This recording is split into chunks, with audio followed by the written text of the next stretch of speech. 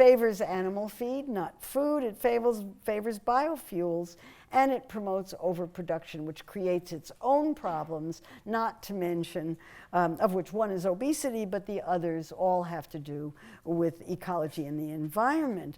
And even the American Enterprise Institute says it's not fair, it's bad economics, and it's really bad policy. If we're serious about standing up for free enterprise in America, we need to stand up to statism and cronyism, and the Farm Bill is an example of both.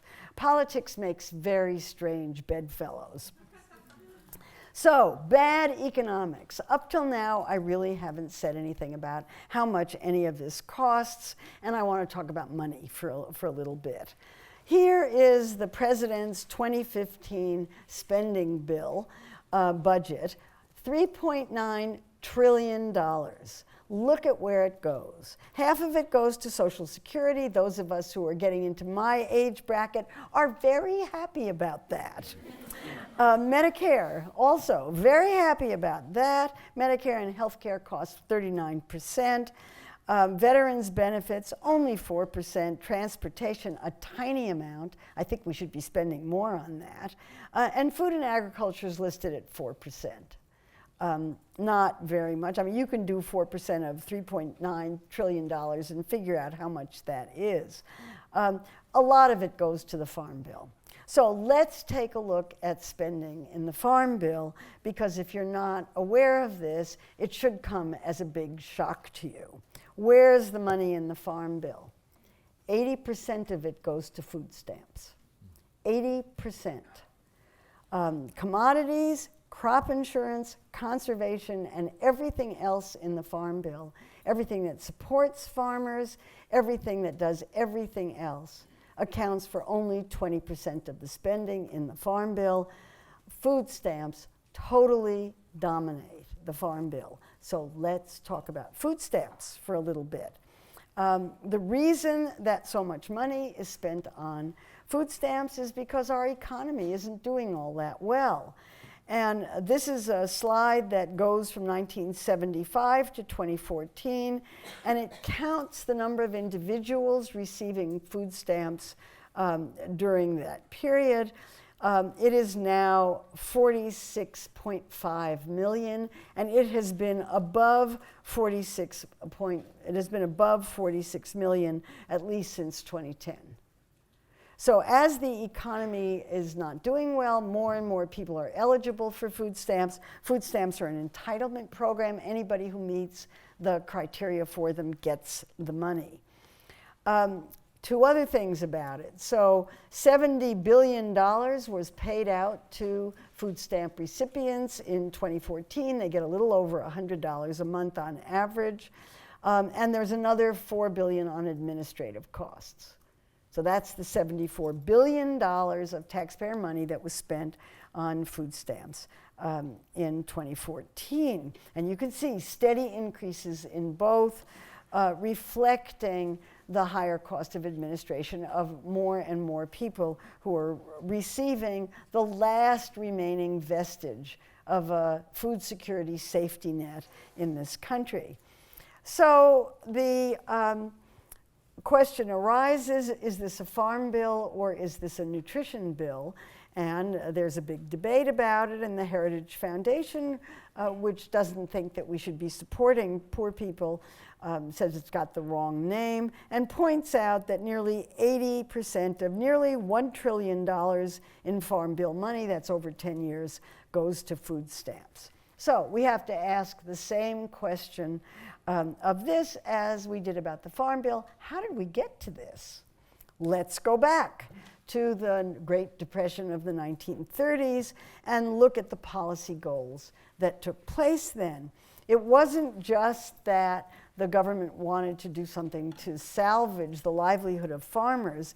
It also wanted to make sure that people who were starving and on bread lines and didn't have enough food to eat would get enough food to eat. And if you want to read about the history of this, Janet Poppendiek's Bread Lines Knee Deep in Wheat, which has just been republished by University of California Press with a foreword by me, which is why I'm promoting it. It's really a good book, explains the history of how this happened and how farm policy and food security policy were tied together in the 1930s. Farmers were losing their land because they couldn't sell their products. The government moved in to help farmers and at the same time developed a program that would give poor people who didn't have enough money to buy food at least the option to buy more. So the way it worked from 1939 to 1943, this was Roosevelt era, was that if you had to have some money, and with that money you bought orange stamps, that you could use to spend on any food except beer, wine, and liquor, items eaten on premises, and in 1941 soft drinks were added to that. And I'm going to track soft drinks in this because I'm in Berkeley, and you just voted a tax on soft drinks. Then for another 50 cents, you would get blue stamps, which would allow you for every $1 in orange stamps that you bought, you would get 50 cents in blue stamps that you could use to spend on agricultural surplus commodities, which were commodities that the government bought from farmers if they couldn't sell them at a reasonable price. And that program lasted until 1943, when in the Second World War, everybody had jobs and they were no longer needed because there weren't masses of poor people as there had been in the 1930s.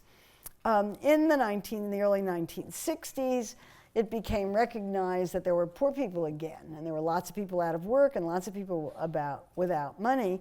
And in 1964, Congress passed a Food Stamp Act, and the ineligible foods in that act were alcohol, tobacco, and imported foods. It was suggested that soft drinks be added to the list of ineligible foods, but that was defeated. And here's President Johnson signing some bill, and that's the Food Stamp Act of 1964. Now, Johnson's getting the Food Stamp Act passed in 1964 was a miracle of diplomacy and of political savvy. He was really, really skilled at the politics of getting the Great Society legislation passed. And what he did in the case of the Food Stamp Act, which farm states were totally uninterested in, was to do classic log rolling. And by log rolling, which is the term used for you vote for my bill and I'll vote for yours. And so what he did was to broker a log rolling arrangement between the farm states that didn't have quite enough votes to pass all those agricultural support bills that the big agriculture wanted, and urban states which didn't have quite enough votes to pass the Food Stamp Act that would help them relieve some of the pressure on the poor. And so that was how he got that passed. By 1973, it was clear that log rolling was going to have to be institutionalized in order to keep both the agricultural supports and the food stamps going. And so the 1973 Farm Bill incorporated the Food Stamp Act in it to a certain extent. It passed amendments to the Food Stamp Act, and in 1977, the Food Stamp Act was incorporated into the Farm Bill as the Food Stamp Act of 1977 with a very clear statement of policy, which was to, in order to promote the general welfare, to safeguard the health and well-being of the nation's population, this act would do that by raising levels of nutrition among low-income households. So it was a nutrition bill, and specified as a nutrition bill.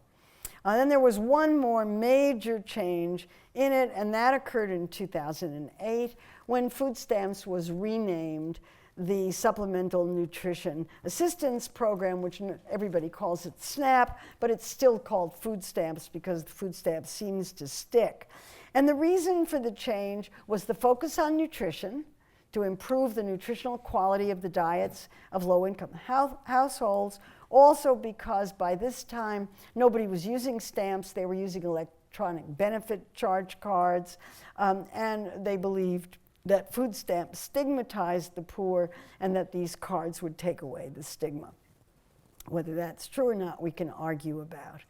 But that was in the 2008 Farm Bill, and the name has stuck. And that brings us up almost to the present time. And now I have to introduce one other factor that relates to both, and that is that in general, poor people in the United States have higher levels of obesity than wealthier people.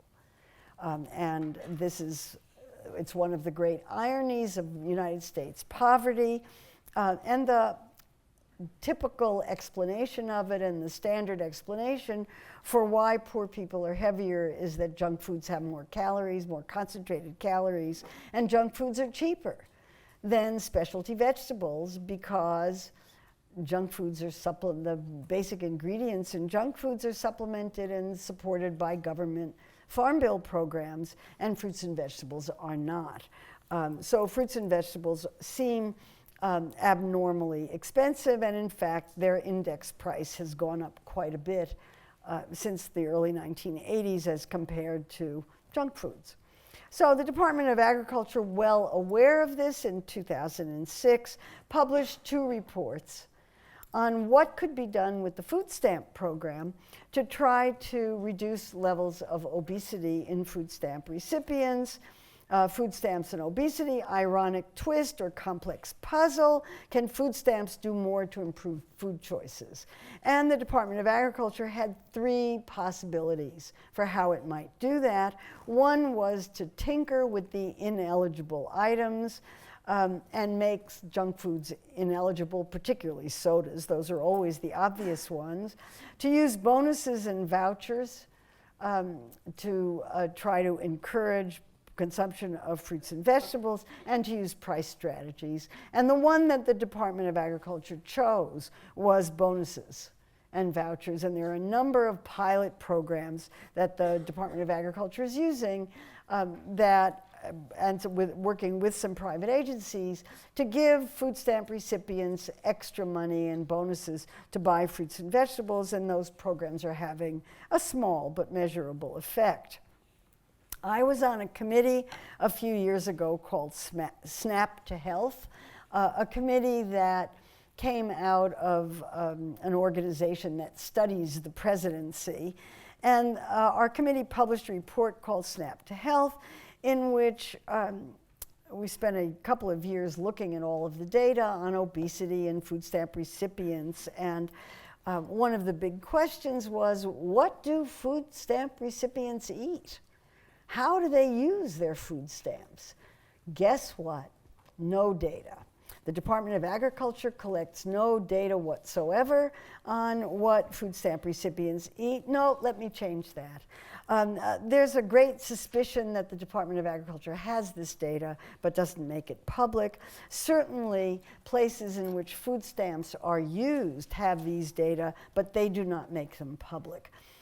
So one of the recommendations of this report was to make public all data on what food stamp recipients actually buy with their food stamps. And that's up in the air right now. We don't have that. And another recommendation, there were a lot of recommendations, but these are the 2 that are interesting.